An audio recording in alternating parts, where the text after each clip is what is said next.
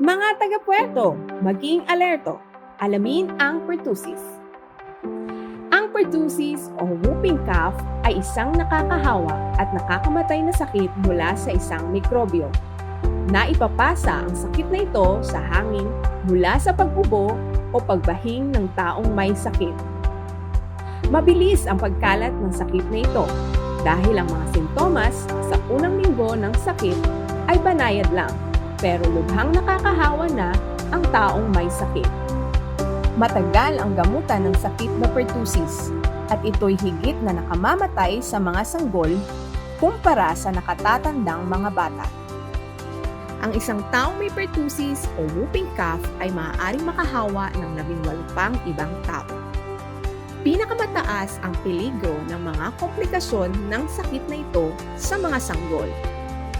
Agad na ipakonsulta ang taong may ubong tumatagal ng 2 linggo o higit pa. Ano-ano ang sintomas at komplikasyon ng pertussis? Kadalasan, ang pertussis ay nagsisimula sa mga sintomas na tulad ng karaniwang trangkaso, sipon, lagnat, pag-ubo, pangingitim o pamumula dahil sa kahirapang huminga, pagtigil sa paghinga o apnea, matinis o ipit na paghinga na tunog whoop, pagsusuka matapos ang pag-ubo, hirap huminga o pagkahingal. Ang mga komplikasyon ng pertussis ay pulmonya, kumbulsyon o pagkamatay. Ganito ang tunog ng whooping cough.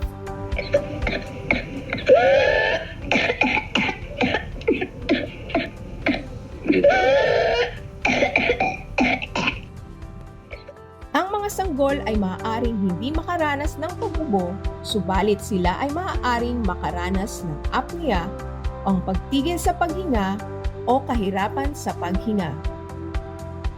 Kung ang sanggol o bata ay nagkukulay asul o itim dahil sa kahirapan sa paghinga, agad silang dalhin sa pinakamalapit na health center. Paano iwasan ang sakit na pertussis? Bakuna ang pinakamabisang proteksyon mula sa malubhang sintomas at komplikasyon ng pertussis. Ito ang mga paraan upang maiwasan ang pagkahawa at pagkalat ng sakit. Una, magsuot ng mask lalo na kung may ubo o sipon. Pangalawa, takpan ang bibig at ilong kapag umuubo o bumabahing. Pangatlo, madalas na maghugas ng kamay o gumamit ng alkohol.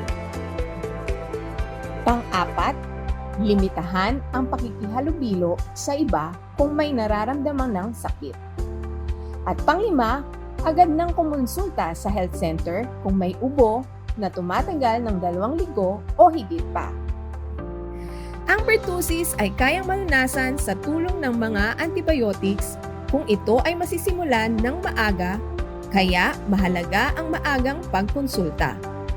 Kapag napabayaan, ang gamutan ng pertussis ay matagal. Bukod sa mga may sakit, ang mga close contact ng taong may sakit ay kailangan ring sumailalim sa gamutan gamit ang antibiotics. Mahalagang sundin at tapusin ang nakatakdang dami at tagal ng pag-inom ng gamot upang manatiling mabisa ang mga antibiotics. Kompletuhin ang 3 dosis ng bakuna para sa mga batang wala pang 2 taong gulang upang maprotektahan sila mula sa malubhang sakit na pertussis.